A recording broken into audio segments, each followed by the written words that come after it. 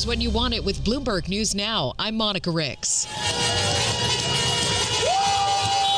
Cheers, fireworks, and a ton of traffic in Los Angeles, where the Dodgers have done it again. They are World Series champions. And the 0-2. Swing and a broken bat roller out to short.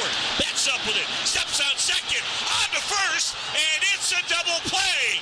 And the Dodgers have won it. The final call on ESPN Radio. LA beating the Toronto Blue Jays 5-4 in Game 7, giving them their third title in just 6 years. There will never be another ball game like that in my lifetime.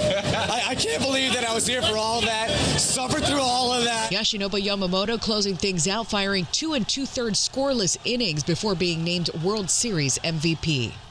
In business news now, China is set to follow through with part of its trade pact with the U.S. and suspend more restrictive export controls on rare earth metals. In exchange, Washington set to pause reciprocal tariffs on China for at least a year. The move aims to ease trade tensions following President Trump's meeting with Chinese leader Xi Jinping. Meantime, the two countries have agreed to establish direct communications between their militaries to help avoid conflicts. U.S. Defense Secretary Pete Hegseth called on Southeast Asia to strengthen maritime cooperation on X to counter what he said was worsening aggression by Beijing in the South China Sea.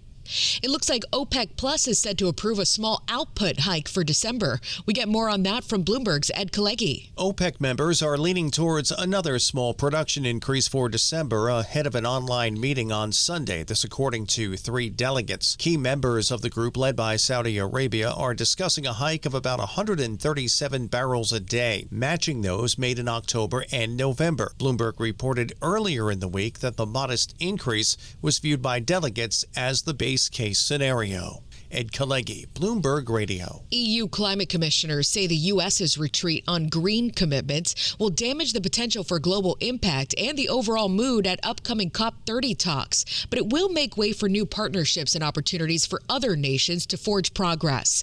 The U.S. said Friday it wouldn't be attending the climate event, which starts next week in Brazil. Earlier this year, President Trump also initiated the country's withdrawal from the Paris Agreement. That process takes a year.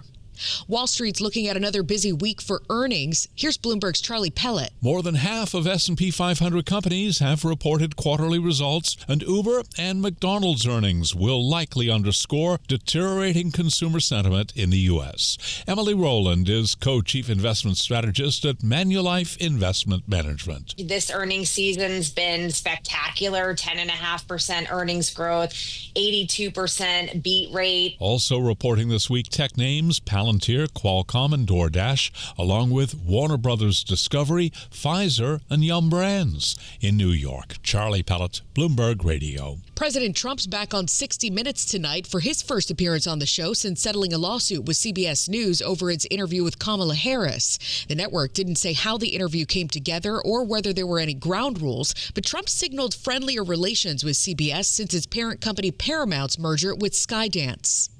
Advocates for Prop 50 in California rallied for a final redistricting push ahead of Election Day on Tuesday.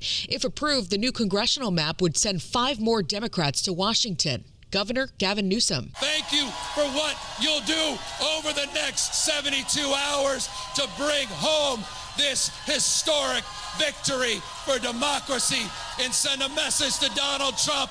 Hell no, we are done.